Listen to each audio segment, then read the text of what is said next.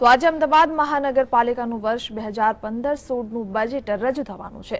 Ahmedabad municipal commissioner D થારાએ રજૂ કરતા 5250 કરોડના ડ્રાફ્ટ બજેટમાં સત્તાધારી પક્ષ કેટલાક ફેરફાર કરી બપોરે બજેટ રજૂ કરશે।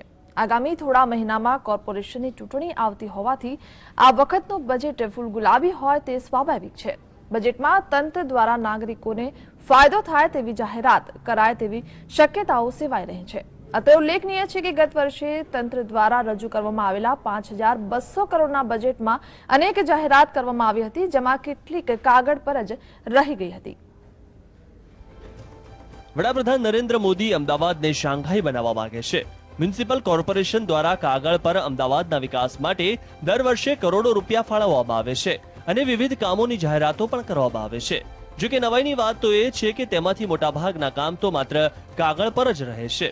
વિપક્ષનું માનીએ તો વર્ષ 2006-07 થી 2013-14 સુધીમાં 7903 કરોડ બજેટમાં ફાળવાયા હતા, પરંતુ ઉત્સવો અને કાર્યક્રમોમાં વ્યસ્ત તંત્ર પ્રજાહિત માટેના નાણાં મહાનગરપાલિકાની ચૂંટણી હોવાથી બજેટમાં વચનોનો ધોધ વરસશે, પણ ભૂતકાળના વચનોનું શું? અગાઉના બજેટની સંખ્યાબંધ જાહેરાતો પોકળ સાબિત થઈ છે। આવી જ કેટલીક જાહેરાત પર નજર કરીએ તો સરદાર પટેલ સ્ટેડિયમ પાછળ ઇન્ડોર સ્ટેડિયમ, બજેટ વર્ષ 2009-10 રકમ 2 કરોડ। શાહીબાગ અંડરપાસમાં વધારાની પાક, બજેટ વર્ષ 2010-11 રકમ 3 કરોડ।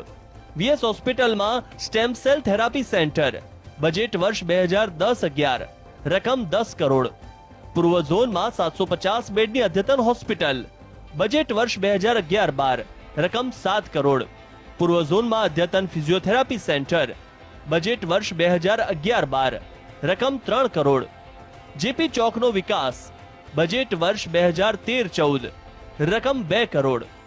રેલવે ઓવરબ્રિજ પહોળા કરવા, બજેટ વર્ષ 2013-14 રકમ 3 crore. Kankaria multi level parking પર અદ્યતન રેસ્ટોરાં, બજેટ વર્ષ 2014-15 રકમ 5 કરોડ। બજેટમાં મોટા જાહેરાતો, મોટા આંકડા એ ભાજપની ખાસિયત પણ છે, કારણ કે એમને વારસામાં એવું મળ્યું છે કે મોટી વાતો કરવી, પછી એનો અમલ કરવો કે ના કરવો એ પાછળથી નક્કી થાય।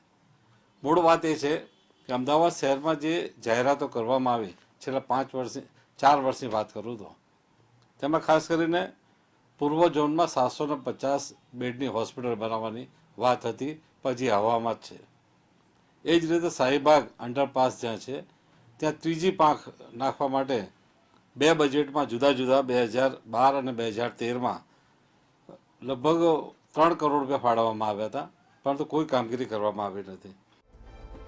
એએમસી દ્વારા મોટી ઉપાડે બજેટમાં પ્રજાલક્ષી કામોના નામે કરોડો રૂપિયા ફાળવવામાં આવે છે, પરંતુ ફાળવાયેલા મોટાભાગના નાણાં પ્રજાના કાર્યો માટે વપરાયા વગરના જ રહે છે।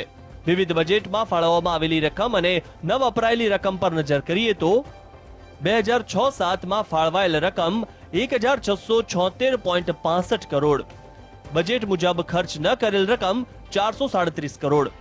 2007-08માં ફાળવાયેલ રકમ 2392.38 કરોડ, બજેટ મુજબ ખર્ચ ન કરેલ રકમ 983 કરોડ। 2008-09માં ફાળવાયેલ રકમ 2993.43 કરોડ, બજેટ મુજબ ખર્ચ ન કરેલ રકમ 1052 કરોડ। 2009-10માં ફાળવાયેલ રકમ 3571.58 કરોડ, બજેટ મુજબ ખર્ચ ન કરેલ રકમ 1121 કરોડ। 2010-11માં ફાળવાયેલ રકમ 3711 કરોડ, ખર્ચ ન કરેલ રકમ 1118 કરોડ। 2011-12માં ફાળવાયેલ રકમ 4651 કરોડ, ખર્ચ ન કરેલ રકમ 1413 કરોડ। 2012-13માં ફાળવાયેલ રકમ 4511 કરોડ, ખર્ચ ન કરેલ રકમ 863 કરોડ। 2013-14માં ફાળવાયેલ રકમ 4951 કરોડ, ખર્ચ ન કરેલ રકમ 916 કરોડ। આ બાબતે તંત્ર શિફતપૂર્વક પોતાનો બચાવ કરે છે અને દાવો કરે છે કે કેટલાક કામો લાંબા ગાળાના હોય છે, તો કેટલાક કામો જમીનનો કબજો લેવામાં વિલંબ કે કાનૂની કાર્યવાહી માઠવાઈ પડે છે, જેને કારણે આવી પરિસ્થિતિ સર્જાય છે। વળી ચૂંટણીને કારણે આચાર સંહિતાએ પણ કામોને અસર કરી હતી। લોકસભાનું ઇલેક્શન હતું। લોકસભાના ઇલેક્શનના કારણે છઠ્ઠા મહિના સુધી આચારસંહિતા રહી. ત્યારબાદ ચોમાસાનું સિઝન ચાલુ થઈ. એ છે સલંગ શરૂઆતના 6-1 મહિના ઇલેક્શન અને વરસાદના કારણે કામો મૂકવામાં તકલીફ પડી. ત્યારબાદ હમણાં જ 26 કરોડનો નવા કામો બજેટમાં મૂકેલો હતો તે મંજૂર કર્યા છે.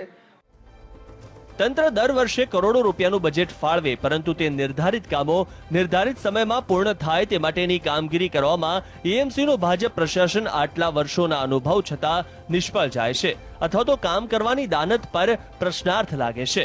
કેમેરામેન રોનક ગોસ્વામી સાથે ઝલક અધ્યારું, GSTV, અમદાવાદ.